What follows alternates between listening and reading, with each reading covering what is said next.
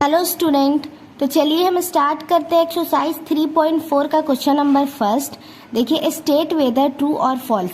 हमें इस क्वेश्चन में बताना है कि कौन सा ट्रू है और कौन सा फॉल्स है। तो सबसे पहला देखिए, all rectangles are square.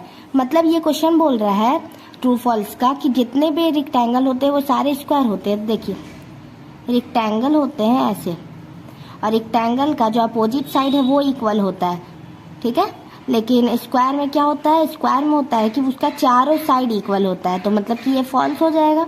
All rectangles are not square होते हैं, ठीक है। दूसरा क्वेश्चन देखिए, ऑल रोम्बसेज आर पैरेललोग्राम।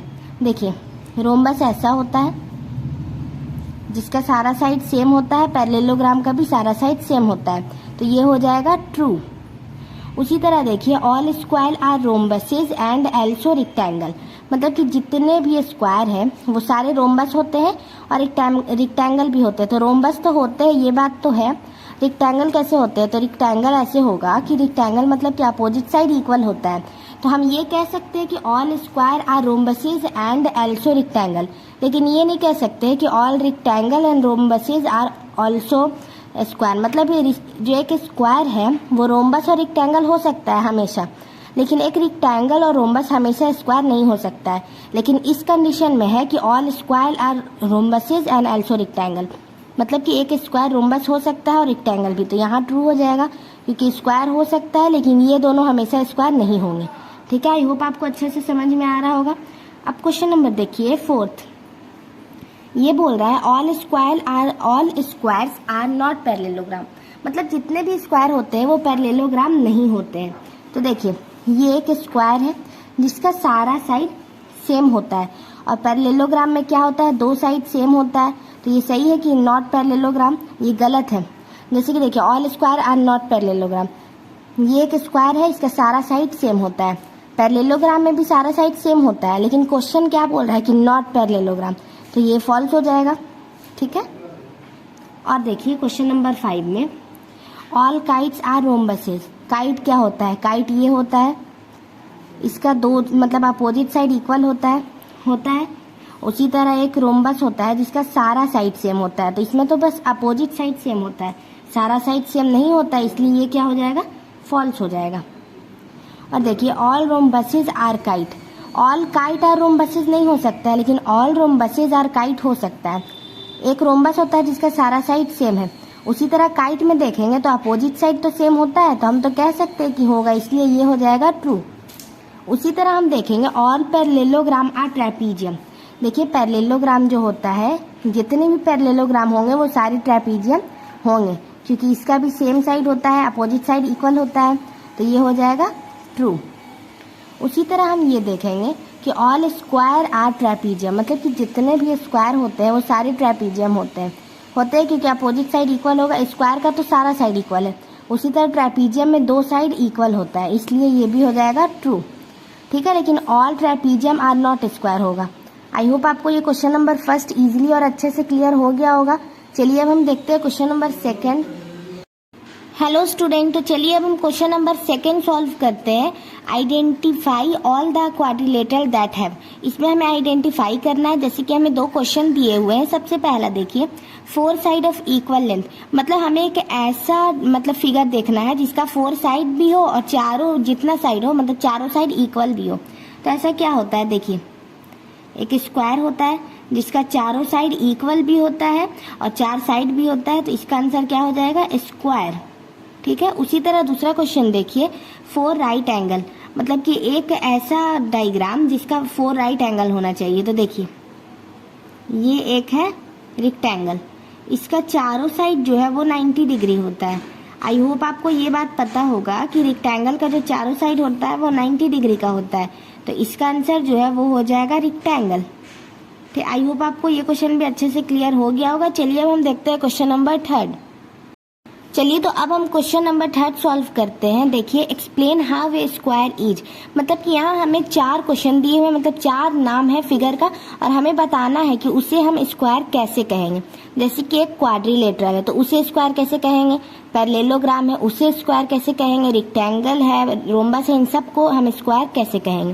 तो देखिए, एक क्वाड्रिलेटरल है। सबसे पहला क्वेश्चन है क्वाड्रिलेटरल को हम स्क्वायर कैसे कहेंगे? तो देखिए, क्वाड्रिलेटरल और स्क्वायर का जो साइड होता है सेम होता है, मतलब कि इसमें भी 4 साइड होते हैं क्वाड्रिलेटरल में, स्क्वायर में भी 4 साइड होता है, इसलिए हम बोल सकते हैं कि ये स्क्वायर और एक क्वाड्रिलेटरल है। ठीक है, तो देखिए इसका हो जाएगा because of it has 4 sides. ठीक है, 4 साइड्स है इसलिए हम कहेंगे कि ये एक क्वाड्रिलेटरल है। अब हम रोम्बस कैसे कहेंगे स्क्वायर को? तो देखिए रोम्बस कैसे कहेंगे, एक स्क्वायर होता है, ठीक है, उसका अपोजिट साइड इक्वल भी होता है और पैरेलल भी होता है, उसी तरह यहाँ पैरेललोग्राम में भी होता है। तो इसका क्या हो जाएगा, बिकॉज अपोजिट साइड ऑफ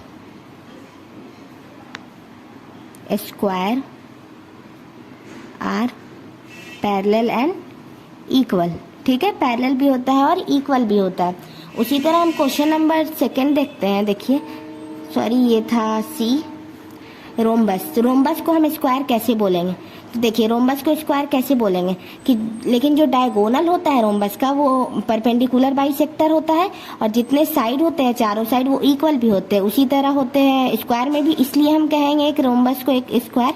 देखिए diagonal are perpendicular bisector and all sides are equal। अब देखिए एक हम रेक्टेंगल को स्क्वायर कैसे बोलेंगे?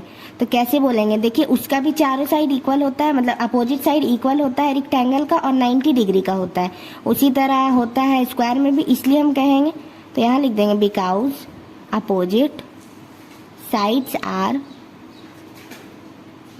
इक्वल